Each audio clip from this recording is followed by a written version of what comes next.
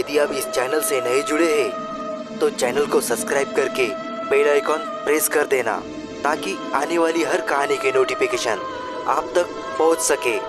और कहानी जैसी भी लगे हमें कमेंट करके जरूर बताइए। भूत प्रेत तंत्र मंत्र अघोरी साधना आदि कुछ ऐसी बातें हैं जो बहुत से लोग जानते या मानते नहीं है। जब तक कोई इन्हें देख नहीं लेता मान ही नहीं सकता। कहानी सत्य है, पर कुछ लोगों की गोपनीयता को छुपाने के लिए इसके पात्रों के नाम और स्थान बदल दिया गया है। रात के तकरीबन 2 बजे का समय था। मैं आराम से खाना खाकर अपने बिस्तर में सो रहा था कि अचानक मेरे कमरे के दरवाजे पर दस्तक हुई।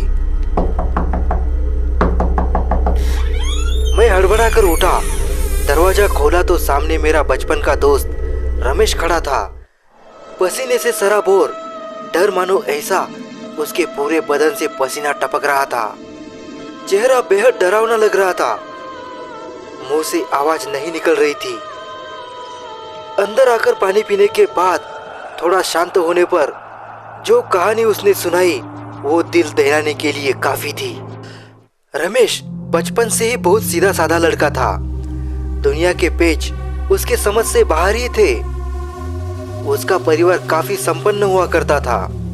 कुछ समय के चलते जब बुजुर्ग नहीं रहे तो परिवार में बंटवारा हुआ और सबको उसकी हिस्सेदारी मिल गई। पैसा मिलते ही रमेश का एक दोस्त जो बेहद शातिर दिमाग का था, उसने किसी व्यापार में हिस्सेदारी के नाम पर उससे काफी पैसे ले लिए। जब रमेश ने उसे पैसों की मांग की तो वो एकदम मुकर गया। रमेश ने कोर्ट जाकर अपने पैसों के लिए लड़ाई लड़ी, पर पुख्ता सबूतों के अभाव में रमेश को हार का सामना करना ही पड़ा। वकीलों के खर्चे और सालों लंबे न्यायालयीन खर्चों के चलते रमेश एकदम टूट गया।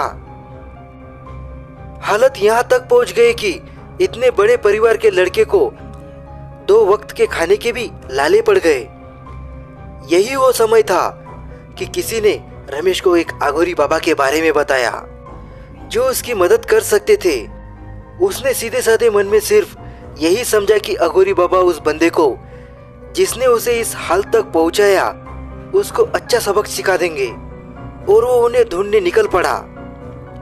महीनों के बाद उसे वो अघोरी बाबा मिले। बाबा को सारी बातें बताने के बाद उन्होंने उसे कुछ तंत्र पूजा करने के लिए कहा। तंत्र का मूल्य बाबा के लिए था। तंत्र रमेश से बाबा को करवाना था और खर्चा अधिक था, पर रमेश ने उसकी व्यवस्था कर ली। कोई 5 दिन बाद अमावस्या की रात 12 बजे बाबा रमेश को साथ लेकर दूर के शमशान में गए। आधी रात का सन्नाटा, दूर भेड़ियों के रोने की आवाजें, अमावस के कारण चारों ओर घना अंधकार। रमेश को अपना खून तक जमता हुआ महसूस हो रहा था। वहां जाके उन्होंने बताया कि जिस कब्र को वो खोदने वाले हैं वो एक बच्चे का है जो 15 दिन पहले ही मरा है। उसके शव को निकालकर जब तक बाबा मंत्रों का पाठ करते रहेंगे उसके होठों पर एक एक बूंद अभिमंत्रित दूध डालना है। फिर उस आदमी के बारे में सोचना है और ये भी सोचना है कि उसका करना क्या है। प्रेत तंत्र मंत्र से बन जाएगा और सोचा हुआ काम कराएगा। फिर कुछ बूंदे उसके बर्तन में दूध की डालकर बिना पीछे देखे चले आना है। रमेश अपने बर्बादी के बारे में सोचकर इतना पागल हुआ था कि बिना सोचे समझे बाबा के काम को पूरा कर लिया। जब सब काम हो गया, बाबा ने रमेश को बोला कि ये प्रेत हर अमावस्या तुम्हारे पास दूध के लिए आएगा।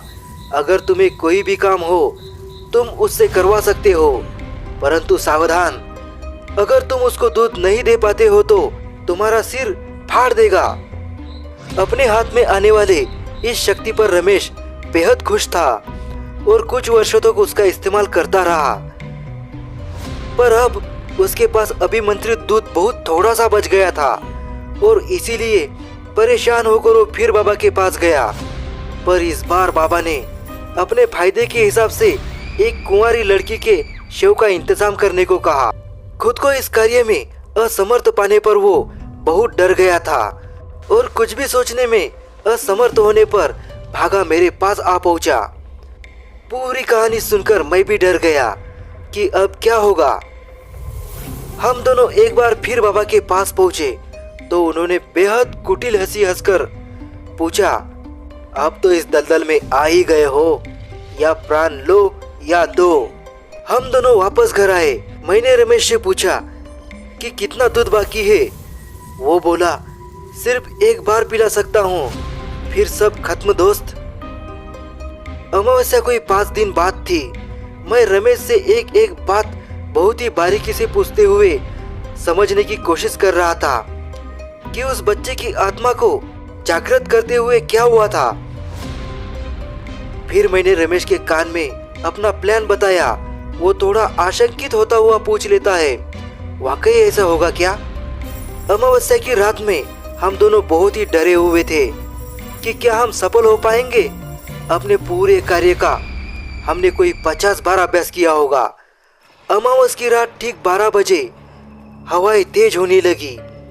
गुप्त अंधेरे में जहां हाथ को हाथ नहीं दिख रहा था, रमेश ने बहुत ही दृढ़ता के साथ बर्तन में बचा हुआ दूध डाल दिया और कुछ मंत्र बड़बड़ाता। तभी एकाएक एक छोटा सा प्रकाश वहां पे आया। दूध के बर्तन को चारों ओर से घूमकर वापस कहीं चला गया। दोनों बैठकर सारी रात राह देखते रहे कि वो वापस आएगा तो उसकी ओर देखे बिना हमको बाहर जाना है। पर रात बीत जाने के बाद भी जब वो वापस नहीं आया तो दोनों परेशान हो गए। आखिर उसके न आने का कारण क्या हो सकता है? शायद हमारी सोच सच हो गई। उस अघोरी ने उस आत्मा को मुक्ति दे दी। अपने प्राण बचाने के लिए हमने उस आत्मा को अघोरी की मृत्यु की कामना करके छोड़ा था। यह आत्मा अपना कार्य पूरा न कर पाने के कारण रमेश से दूर चली गई। सत्य को जानने हम अघोरी बाबा के आश्रम जा पहुंचे। वहां सारा मंजर ही उलट पुलट था। लोगों की वहां भीड़ लगी थी और पुलिस भी आई थी। मैंने आगे जाकर पूछा कि क्या हुआ तो मालूम हुआ कि रात में बाबा की हत्या हो गई है। किसी ने बुरी तरह उसका सिर धड़ से अलग कर दिया था। उसके खास चेले की सोच थी कि उनके पास बंदी सारे प्रेत किसी कारण से मुक्त हो गए थे और उन्होंने ही ये किया होगा। खैर क्या हुआ मालूम नहीं, पर आज उस बात को 5 साल हो गए हैं। रमेश अपने व्यवसाय परिवार के साथ खुश है। किसी किस्म की कोई परेशानी नहीं हुई। हमारी और भी डरावनी कहानियां सुनने के लिए स्क्रीन पे जो वीडियो दिख रहा है उसे क्लिक कीजिए और डरावनी कहानियों का मजा लीजिए।